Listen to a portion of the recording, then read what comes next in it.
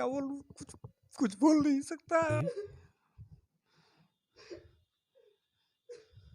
नमस्कार, मैं हूं अभिषेक कौशिक और आप देख रहे हैं जनप्रहरी मीडिया। इस वक्त हम मेडिकल की पढ़ाई करने के लिए अपना वतन से यूक्रेन गए छात्र के पास हूं। जो यूक्रेन और रसिया के बीच में जो विपरीत परिस्थितियां बनी हुई है, उस विपरीत परिस्थितियों का सामना करते हुए अपना वतन वापस आए हैं।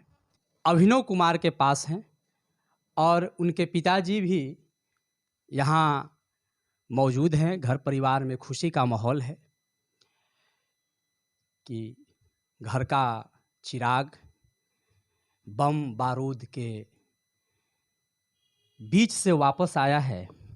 सबसे पहले अभिनव, अपने वतन वापस आने के लिए आपको बहुत बहुत बधाई है, स्वागत है, शुभकामना है और साथ ही साथ आशीर्वाद है। बहुत बहुत धन्यवाद।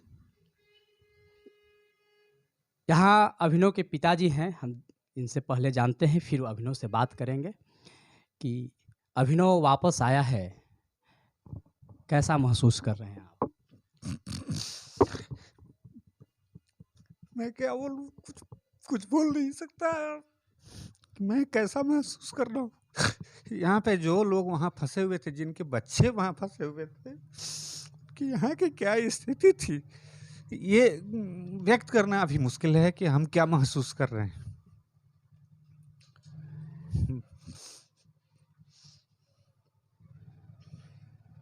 बाकी आ गया है।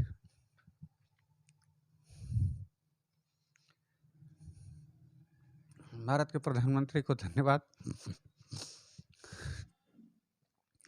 ऐसे हमको आंतरिक बहुत घबराहट इसलिए नहीं थी क्योंकि भारत सरकार और खास करके अपने प्रधानमंत्री मतलब इसमें अपना स्टेटमेंट दिए, बैठक किए, वहाँ से बच्चों को लाने की घोषणा किए और जब यहाँ से मंत्री 4 मंत्री केंद्रीय मंत्री वहाँ जब गए हैं तो मन तो थोड़ा ज़्यादा मतलब ये था, लेकिन सिस्टम जो वहाँ का था वो बहुत गंदा था। बॉर्डर पे बच्चों को बहुत कष्ट हुआ।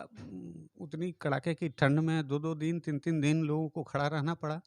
हालांकि उसमें भारत सरकार का अपना कोई नेगेटिव रोल नहीं रहा है और पॉजिटिव रोल के वजह से ही आज सारे बच्चे आ गए हैं। नहीं तो और कोई देश का जो है, किसी भी प्रकार का कोई देश का ऐसा प्रोग्राम नहीं हुआ, मतलब ऐसा सोच नहीं हुआ कि अपने बच्चों को कैसे लाएं, क्योंकि वहाँ ऐसे तो बहुत सारे देश के बहुत सारे बच्चे हैं, तो उन लोगों के लिए कोई उनका कोई देश जो है सपोर्ट, मैंने अपना स्टेट अपना राष्ट्र नहीं सपोर्ट किया है। और मैं क्या कहूँ, भारत में तो सभी लोग मतलब प्रधानमंत्री से लेकर के मुख्यमंत्री तक भी बहुत काफ़ी सपोर्ट किए। यहाँ तक कि हम लोगों का जो बिहार के मुख्यमंत्री हैं वो तो दिल्ली के बाद जो फ्लाइट की सेवा थी उसको भी फ्री किया। यहाँ तक कि एयरपोर्ट से भी अपने घर तक की पहुँचाने की व्यवस्था की। ये भी बहुत काफ़ी सराहनीय है। हालांकि घर तक भेजने की ज़रूरत नहीं है, इसमें थोड़ी खर्च बिहार सरकार को बच भी जाए तो सरकार भी तो अपनी ही होती है। तो फ्लाइट से जहाँ उतरे और बिना कोई परेशानी का अगला टिकट हो जाए और यहाँ पे आके पटना में उतरे और तकरीबन घर तक अगर ना भी व्यवस्था हो तो सारे गार्जियन हम लोग वहाँ हम जाके लाए। वहाँ पे लोग थे कि हाँ आपको कहो तो हम व्यवस्था कर देते हैं घर तक, तो बोला कि नहीं हम मेरे गार्जियन यहाँ आ गए, तो लोग बोला ठीक है जाइए। स्वाभाविक है, अभिनव के पिता भावुक हो रहे थे और भावुकता में थोड़ी हम भी बह गए, लेकिन खुशी का पल है और ये भावुकता में भी प्रसन्नता और खुशी है कि अभिनव अपने घर परिवार के बीच है आज। अभिनव, आप वहाँ किस लिए गए थे? हम वहाँ पे एमबीबीएस की पढ़ाई करने के लिए गए थे और अभी हम यहाँ पे से हम 5 महीने 6 महीने पहले गए थे। अभी हम वहाँ के फर्स्ट ईयर सेकंड सेमेस्टर के स्टूडेंट थे। वहाँ पे टर्नोपिल नेशनल मेडिकल यूनिवर्सिटी में पढ़ रहे थे यूक्रेन के, जो कि यूक्रेन के वेस्टर्न साइड में पड़ता है। तो आप गए उस वक्त से ही वहाँ तनाव जैसा माहौल था या कुछ दिन पहले हुआ? नहीं, तनाव जैसा माहौल बिल्कुल भी नहीं था वहाँ पे। जब हम गए थे उस समय बिल्कुल कंडीशंस नॉर्मल था। ये तनाव का माहौल इधर 15 दिन 20 दिन से हुआ था कि लड़ाई बहुत ज़्यादा स्पीड में बढ़ गया था, बातचीत बहुत ज़्यादा स्पीड में हो गया था। आप जो यूक्रेन के जो राजधानी है कीव, उससे कितना दूरी पर आपकी कॉलेज थी? या आप अ, जहाँ रहते थे वो कितना दूरी पर था? हमको लगता है कि कीव से यहाँ पे दूरी होगा कम से कम 5-6 घंटे का। 5-6 हाँ, घंटे। बिल्कुल, मतलब 400-500 किलोमीटर के आसपास मिनिमम डिस्टेंस होना चाहिए। अब पूरी विस्तार से क्या-क्या हुआ जब से युद्ध की घोषणा ये रूस के तरफ से किया गया? उसके बाद क्या-क्या हुआ? किस-किस तरह के समस्या आप लोग झेले? वहाँ पे सबसे पहला बात है कि इंडियन गवर्नमेंट जो है सो हम लोग को एकदम स्ट्रिक्ट एडवाइजरी नहीं दे रहा था कि वहाँ का कंडीशन बहुत ज़्यादा ख़राब है, आप वहाँ से निकल जाओ। हम लोग अभिनव भी भावुक हो रहा है। कोई बात नहीं है।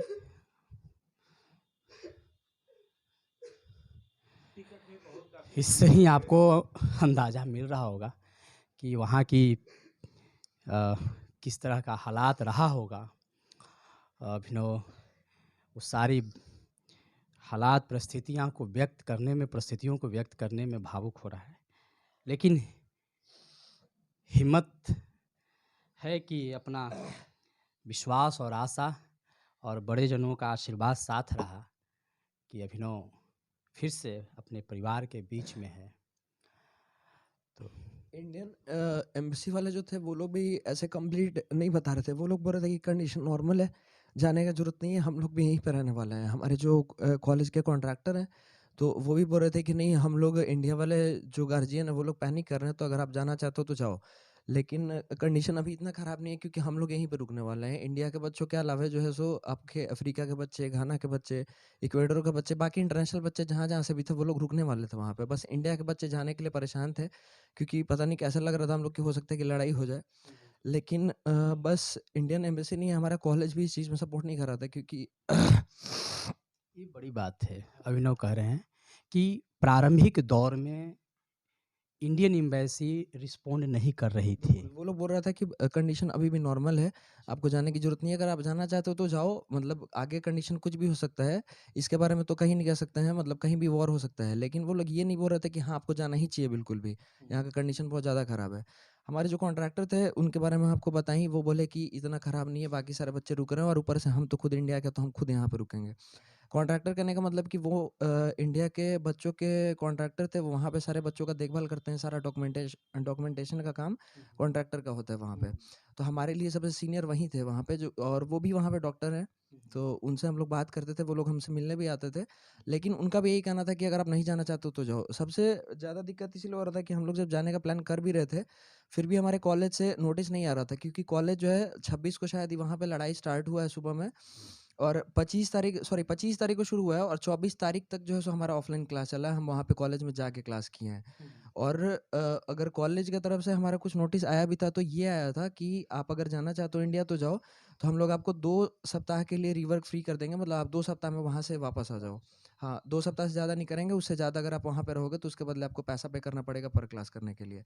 तो फिर हम लोग इस चीज़ को भी लेके श्योर नहीं हो रहे थे कि जब हमारा कॉलेज ऐसे बोल रहा है कि नहीं, मतलब कंडीशन इतना ठीक है कि वो लोग 2 सप्ताह के लिए हम लोग को छुट्टी देंगे। तो इतना पैसा कैसे हम लोग वेस्ट कर सकते हैं? एक बार जाने का पैसा 35,000 40,000 रुपया लगता है। एक बार आके जाने में 1 लाख लगेगा। तो इसके कारण हम लोग नहीं जाना चाह रहे थे क्योंकि ऑफ़िशियल नोटिस कुछ नहीं था। ख़ास करके कॉलेज से कोई मेल नहीं था कि कंडीशन ख़राब है। वॉर से 1 दिन पहले तक हम आपको बताया कि ऑफ़लाइन क्लास चला है हमारा पूरे कॉलेज में जाके। 3-3 क्लास, 1 लेक्चर ऐसे चला है हमारा। यूक्रेन की जो वहाँ की स्थानीय गवर्नेंस है, वो किस तरह से रिस्पॉन्ड कर रही थी बच्चों के साथ? वो भी यही कह रहा था कि हालाँकि दिक्कत ये भी है कि वहाँ की इकोनॉमी, ख़ास करके हमारे शहर की इकोनॉमी जो है सो इंडिया के बहुत सारे बच्चों के कारण है। तो वो लोग इस चीज़ को लेके बिल्कुल नॉर्मल थे कि नहीं, कंडीशन बहुत ठीक है, कंडीशन बहुत ज़्यादा ख़राब नहीं है, आप लोग रुक सकते हैं यहाँ पे। तो वो लोग वैसे भी जाने नहीं देना चाहेगा ना, क्योंकि वहाँ पे हमारे बच्चे सिर्फ मेरे कॉलेज में नहीं भी तो 2500-3000 बच्चे हैं सिर्फ इंडिया के, और इसके अलावा घाना के, अफ्रीका के, अलग अलग जगह के इंटरनेशनल बच्चे हैं। तो वो लोग अब एक बार में 2500-3000 बच्चे चले जाएंगे तो वहाँ का पूरा शहर का व्यवस्था बिगड़ जाएगा, जितना हमसे उनका प्रॉफिट है। तो इसके कारण वो लोग ज़्यादातर कोशिश कर रहे थे कि जहाँ तक टल सके, जहाँ तक रोक सके वहाँ तक रोके, ऐसा था थोड़ा। लेकिन उन लोग के पास भी स्ट्रिक्ट नोटिस नहीं था, यूक्रेन गवर्नमेंट की तरफ से हमेशा था कि नहीं सब कुछ ठीक है, सब कुछ ठीक है। हमारे एम्बेसी की तरफ से था कि नहीं ठीक है, मतलब नॉर्मल है, आप रह सकते हैं, बीच बीच वाला बात था एम्बेसी की तरफ से। तो इसके कारण हम लोग जा नहीं रहे थे। दूसरा है कि हमारा क्लास ऑनलाइन नहीं हो रहा था, वो लोग बोल ही नहीं रहे थे, तो हम लोग कितना दिन तक वेट करते, वहाँ पे रुकना ही पड़ रहा था।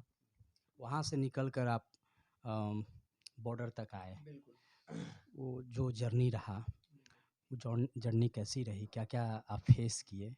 सबसे बढ़िया बात तो ये है कि हमारे जो पुनीत सर थे, जो कॉन्ट्रैक्टर थे, वो हम लोग को रुकने के लिए बोल रहे थे, लेकिन जब उनको पता चला कि ऐसे लड़ाई चालू हो गया 25 तारीख को, या 25 या 26 हमको याद भी नहीं है, सुबह में शुरू हुआ था, तो वही हम लोग के लिए सारे फर्स्ट ईयर वाले बच्चों के लिए बस अरेंज कराया, क्योंकि हम लोग वहाँ उस शहर के कैसे बुक करते हैं बस, कैसे टैक्सी करना आता था हमको, लेकिन टैक्सी का फ़ी बहुत ज़्यादा था, तो हम लोग टैक्सी अफोर्ड नहीं कर सकते थे, क्योंकि वहाँ का बैंक भी बंद हो गया था और कैश हम लोग निकाल नहीं पा रहे थे। तो इवन हमको जो पुनीत सर थे हमारे कॉन्ट्रैक्टर, उनके हम अकाउंट पे पैसा मंगाए, $100 वो हमको दिए, फिर वहाँ पे कैश, और उसके बाद फिर हम चेंज करवा के पैसा पे किए वहाँ से बस का, और फिर हम लोग वहाँ पे बॉर्डर पे पहुँचे। तो सारा फर्स्ट ईयर के बच्चों का गाड़ी का अरेंजमेंट इंडिया के लोग करवाए वहाँ पे। बाकी सारे बच्चे जो थे वो लोग खुद से, अब क्योंकि वो लोग सीनियर थे, उन लोग को आइडिया था कि कैसे-कैसे क्या करना है, तो वो लोग खुद से अपना बस अरेंज करवा के बिल्कुल वहाँ पे बॉर्डर पे पहुँच गए थे। फिर बॉर्डर पे पहुँचने के बाद क्या हुआ कि बॉर्डर का कंडीशन ठीक नहीं था, क्योंकि हमको पता नहीं कि वहाँ पे उन लोग के पास हमारा इन्फॉर्मेशन नहीं था, या फिर हमारी यूनिवर्सिटी उनको मेल नहीं करा, या क्या दिक्कत था। लेकिन हम लोग जो है सो रोमानिया के बॉर्डर पे थे, और रोमानिया के बॉर्डर पे हम लोग को 3 दिन तक वेट करना पड़ा। और रोमानिया के बॉर्डर पे हम लोग 26 को पहुंच गए थे, पूरे 26 के दिन, उसके बाद 26 का रात, 27 का दिन, 27 का रात, 28 का पूरा दिन, 28 का रात, और 28 के सुबह में 5 बजे हम लोग निकले। मतलब हमारे ग्रुप के सारे बच्चे, और करीब-करीब उस दिन सारे लोगों को छोड़ दिया गया, जो लोग वहाँ पे बॉर्डर पे थे। लेकिन हम लोग को पता नहीं कि क्या दिक्कत था, वहाँ के आर्मी वाले लोग यूक्रेन के क्यों नहीं छोड़ रहे थे बच्चों को आगे, क्योंकि बच्चे 3 दिन तक वहाँ पे रुके रहे, करीब-करीब एप्रॉक्स बच्चे जहाँ से भी आ रहे थे, जिस यूनिवर्सिटी से आ रहे थे, 2 दिन 3 दिन उनको वेट करना पड़ रहा था। उसके बाद खास करके हम लोग, जबकि हम लोग बहुत क्लोज के थे, 3 दिन तक वेट किए वहाँ पे। यूक्रेन का टेम्परेचर धीरे-धीरे बढ़ने लगा था इधर, 5 डिग्री 6 डिग्री पहुँच गया था, जो कि वहाँ का नॉर्मल टेम्परेचर लगने लगा था, क्योंकि हम लोग कुछ टाइम पहले तक 18 -18 -16 पे रह रहे थे। तो टेम्परेचर बहुत ज़्यादा ख़राब नहीं था, लेकिन वहाँ का कंडीशन इतना ज़्यादा ख़राब हो गया कि आखिरी दिन वहाँ पे बर्फ़ का बारिश होने लग गया, और हम वहाँ पे ना ही कुछ टेंट था, कुछ भी नहीं था, रहने का व्यवस्था था। वहाँ के बस जो लोकल लोग थे वो सारा व्यवस्था किए। बहुत भावुक पल है, और आप बीती सुनाते अभिनव बार-बार भावुक हो रहा है। जैसा कि मुझे बताया था कि उस समय जो है, वो वहाँ के लोकल लोग बहुत बच्चों को सपोर्ट किए। चाहे वो यूक्रेन के लोग हों या फिर रोमानिया के लोग।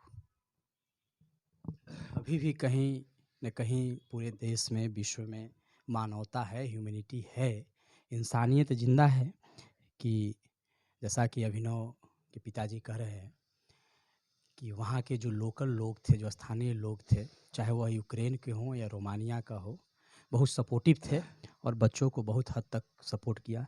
अभिनव, कितने बच्चे होंगे? सिर्फ मेरे बॉर्डर पे कम से कम 3000 बच्चे होंगे। ऐसे-ऐसे 4 बॉर्डर थे, और भी थे। पोलैंड में थोड़ा-सा वो लोग मिसबिहेव किया था, बच्चों को मार-वार दिया था। लेकिन हमारे बॉर्डर का इतना कंडीशन ख़राब नहीं था, बस हम लोग को जाने नहीं दे रहे थे। और वही वहाँ के लोकल लोग सारा खाना का व्यवस्था किए थे। वो लोग भी जितना कर पा रहे थे, उतना कर पा रहे थे।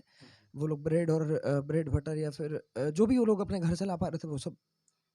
आप लोग रोमानिया आ गए, और यहाँ भारत सरकार की जो वायु सेना है, वहाँ आप लोग को अ, लाने के लिए जा रही नहीं, थी। हमको जहाँ तक लगता है कि वहाँ का वायुसेना कुछ वहाँ पे नहीं कर रही थी। इवन एम्बेसी भी लेट से पहुँचा था, लेकिन वहाँ के एम्बेसी को और वहाँ के गवर्नमेंट को हमारे बारे में था कि हम लोग वहाँ पे जाने वाले हैं।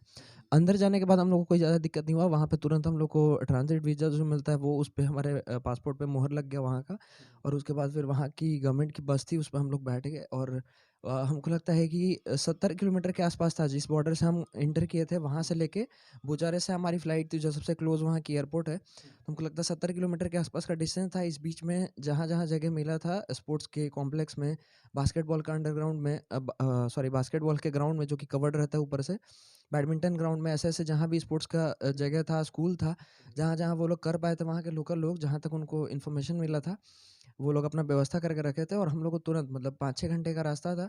5-6 घंटे के बाद हम अपने कैंप में पहुँच गए जिसको हम लोग शेल्टर होम कह रहे थे। और उसके बाद वहाँ भी वहाँ के लोकल लोग, वहाँ का इंडियन गवर्नमेंट को इसके बारे में कोई आइडिया नहीं कि कितने कैंप हैं यहाँ पे। उसके बाद फिर कितने कैंप में कितने बच्चे हैं, ये सब कुछ नहीं था। हम लोग को बस उन लोगों को बस ये आइडिया था कि बच्चे पहुँचे हैं। तो वहाँ के लोकल लोग जिस शहर में हम रह रहे थे, पता नहीं कुछ जी से उसका नाम था, हमको याद भी नहीं है। गरसाटी या पता नहीं क्या था।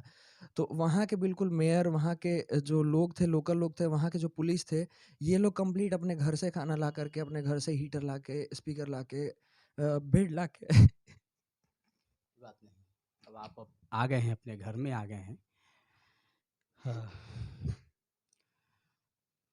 रोमानिया पहुंचने के बाद सारा कष्ट दूर हो गया, मतलब वहाँ के। लेकिन जितने भी जो जो बताया ही, जैसा कि जब बातचीत होता था वहाँ पे वो मोबाइल से, तो वहाँ मोबाइल भी चालू हो गया, चार्जिंग की व्यवस्था थी, नेट की व्यवस्था थी।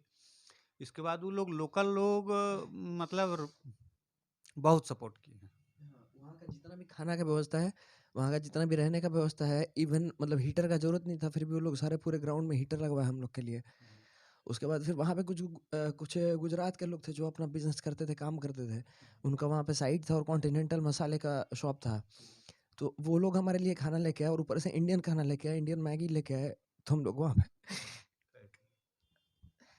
लेकिन रोमानिया आने के बाद इन लोगों को तकलीफ दूर हो गया था। केवल अब ये आस थी कि मतलब मेरा नंबर कब आता है कि हम अपने घर जाएं। हाँ, हाँ, लेकिन बॉर्डर तक ही बच्चों को बहुत ज़्यादा तकलीफ हुई, और उसके पहले बहुत अधिक डर था कि क्या होने वाला है रास्ता में। हालांकि मतलब भारत का जो अपना गाइडलाइन था एम्बेसी से कि आप लोग तिरंगा लगा लीजिए और इंडियन स्टूडेंट का बैनर लगा लीजिए और आप लोग आइए, आप लोगों को कुछ नहीं होगा, और नहीं हुआ। खैर रोमानिया के लोग बस ऐसे कंट्री वाइज़ नहीं कर रहे थे, वो लोग ही अच्छे थे। दूसरे कंट्री के भी लोग थे, उन लोग को भी वो लोग इतना ही सपोर्ट कर रहा था। ऐसा नहीं कि बस इंडिया के हम लोग हैं तो इसके चलते। जो बच्चे आ रहे थे उन सबको वो लोग अपने कैंप में रख रहे थे, खाना-पीना खिला रहे थे। आप जहाँ रह रहे थे, उसके आस-पास में भी कहीं कोई हमला, आक्रमण, कहीं बमबार्डिंग इस तरह के सुने थे क्या? नहीं, बॉम्बार्डिंग हमारा शहर जो है सो वेस्टर्न साइड में पड़ता है, जो कि पोलैंड और रोमानिया के क्लोज़ है बिल्कुल। तो वेस्टर्न साइड में अटैक बहुत कम हुआ था क्योंकि यहाँ पे ना ही आर्मी का इतना ज़्यादा कैंप था, ना ही कुछ इंडस्ट्रियल डेवलपमेंट होया हुआ था इधर। इधर ज़्यादातर एजुकेशनल कॉम्प्लेक्स और एजुकेशनल कॉलेजेस था। तो और शहर भी बहुत बड़ा नहीं कह सकते, जैसे खार्किव की बहुत बड़े शहर हैं, ठीक है, मेट्रोपॉलिटन शहर है वहाँ के। हमारे शहर में ऐसा कुछ नहीं है। तो ये सब शहर में ज़्यादातर अटैक नहीं हुआ है। मतलब हम लोग जब तक थे तब तक अटैक नहीं हुआ था। सायरन बजा था, 1-2 रात को सायरन बजा था तो हम लोग हड़बड़ा के नीचे बंकर में आके छिप गए थे। लेकिन हम लोग जब तक वहाँ पे थे तब तक अटैक नहीं हुआ था उस शहर में। गलियों में, सड़कों पर तो कर्फ्यू जैसा माहौल लगता होगा। बिल्कुल, आम बिल्कुल। लोग तो बाहर नहीं निकलते। नहीं, बिल्कुल, हम लोग बाहर नहीं निकल रहे थे और ज़्यादातर लोग कोशिश कर रहे थे कि वो लोग पोलैंड चले जाएँ, जो उनके रिलेटिव लोग हैं या फिर जहाँ भी है वहाँ के लोकल लोग भी वहाँ से बस शिफ्ट हो रहे थे जितना जल्दी से जल्दी हो सके। बाहर में जो है सो सुपरमार्केट टाइप का जो भी था, तो उसमें सारे लाइन लगा हुआ रह रहा था। जिस दिन वॉर का ये पता चला उस दिन जो है सो हम लोग ढेर सारा सामान खुद जा के लेके आ गए थे 1-1, 2-2 सप्ताह के लिए कि पता नहीं ये कब तक रहेगा, नहीं रहेगा, हम लोग को निकलने मिलेगा, नहीं मिलेगा। और वहाँ के लोग भी ऐसे ही कर रहे थे, वो लोग ज़्यादातर सामान अपना लेके स्टॉक कर रहे थे। वहाँ पे भी बहुत लंबा-लंबा लाइन, दूसरा सबसे बड़ा दिक्कत ये हो रहा था कि वहाँ के बैंक में कैश खत्म हो गया था। बैंक से कैश नहीं निकल पा रहा था। तो वो तो मेरा भी दिक्कत हो गया था, मेरे अकाउंट में पैसा था लेकिन हम उसको निकाल नहीं पा रहे थे। तो ये भी एक बहुत बड़ा इश्यू हो गया था। कहीं-कहीं ही मतलब 2-4 शॉप पे ही ऐसा था जहाँ पे कार्ड से पेमेंट कर सकते थे, नहीं तो लोकल मार्केट से अगर आपको कुछ सामान लेना है तो वो आप नहीं कर सकते हैं क्योंकि वहाँ पे लोग कैश में पेमेंट लेते थे। आप फर्स्ट ईयर के स्टूडेंट थे, बिल्कुल, सेकंड सेमेस्टर। तो कॉलेज की तरफ से कोई एश्योरेंस मिला आपको कि आपकी डिग्री की किसी तरह का कोई डिस्टरबेंस नहीं होगा, हाँ। फिर से री क्लास? हम लोग के डीन ऑफिस से हम लोग को मेल आया था और वो जिस दिन लड़ाई हुआ था उसके अगले दिन आया था कि अब से क्लासेस जो है सो ऑनलाइन चलेगा, लेकिन उसके 1-2 दिन बाद फिर से मेल आया कि अब जो है सो क्लासेस 12 तारीख तक सस्पेंड कर दिया गया, 12 तारीख से फिर से क्लास को रिज्यूम कर दिया जाएगा ऑनलाइन बेसिस पे, ताकि जब तक यहाँ पे कंडीशन ठीक हो जाए तब तक ऑनलाइन क्लासेस चलेगा। ये हमारा सेकेंड सेमेस्टर, और उसके बाद फिर सेकेंड सेमेस्टर के बाद आप लोग को आना होगा। तो वहाँ के हिसाब से यही है कि मतलब क्लासेस ऑफलाइन स्टार्ट होगा, कॉलेज फिर से खुलेगा। हाँ, जनप्रहरी से बात करने के लिए बहुत-बहुत धन्यवाद है अभिनव, और अभिनव के पिताजी को भी के प्रति भी आभार है। साथ ही साथ शुभकामना है कि आप अपने लक्ष्य पर निरंतर बढ़ते रहें और वतन के लिए काम करें। मैं हूं अभिषेक कौशिक, आप देख रहे थे जनप्रहरी। मेरे साथ यूक्रेन से वापस आए मेडिकल के छात्र अभिनव कुमार थे। धन्यवाद।